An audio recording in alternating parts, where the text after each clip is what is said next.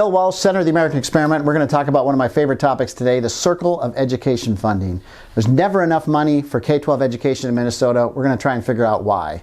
Starts with an article in the Star Tribune this weekend. It says, budget pinch looms for Minnesota schools. I think budget pinch.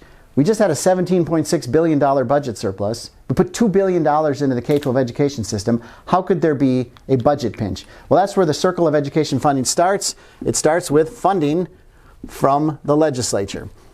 And Democrats do it, Republicans do it. Everybody loves to put more money into K-12 schools. There's always a demand for that, right? So that's the first step. The second step is teacher contracts. The unions watch the legislature, and they know exactly how much money is sent to their local school district. And they go into a negotiation armed with that information. And they ask for every last dime of it to go into teacher salary increases. And in Minnesota, invariably, that's what they get. In fact, sometimes they get more than is allocated by the legislature. In the case of Minneapolis, when they went on strike last year, they ended up agreeing to a settlement that they couldn't even afford. The superintendent resigned the day after he signed it. By the way, this process takes up 75% of the entire budget of the school district. Salaries, contracts. It's a people-intensive business. And this meeting is approved usually in December, November. No one comes to this meeting. It's on the consent agenda for the school board. They barely make a noise about passing it. And remember, 75% of the budget they just decided on.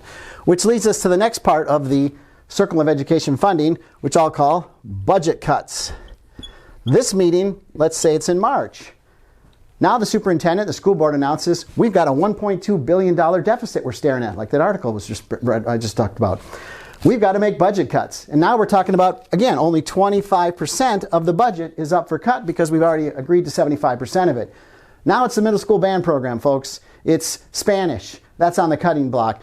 We're going to close schools. We're going to consolidate. We're going to redo the boundaries. We're going to make kids walk 2 miles to school instead of 1 mile to school. You've seen this every time it's written about in the paper. Lots of people show up at this meeting. This room is packed. Everyone's upset. The school board chair, the superintendent, everyone's upset. We don't have enough money in education, which leads to the next part of the circle of education funding, which is the blame game. Okay? All the energy in this room on the 25% is aimed back at the legislature. We got to fund more education. We need more money in education. We're not putting enough money into it. So the legislature does. And then they do a teacher contract and they eat up every last dime of it. And then we cut the middle school band program. And then we blame the legislature, and it goes around and around in a circle every 2 years all over the state of Minnesota. Democrats, Republicans, doesn't matter. That's the circle of education funding. How do we fix it? We need to put more focus on this activity, on this meeting. People, parents, taxpayers need to know what the contract is.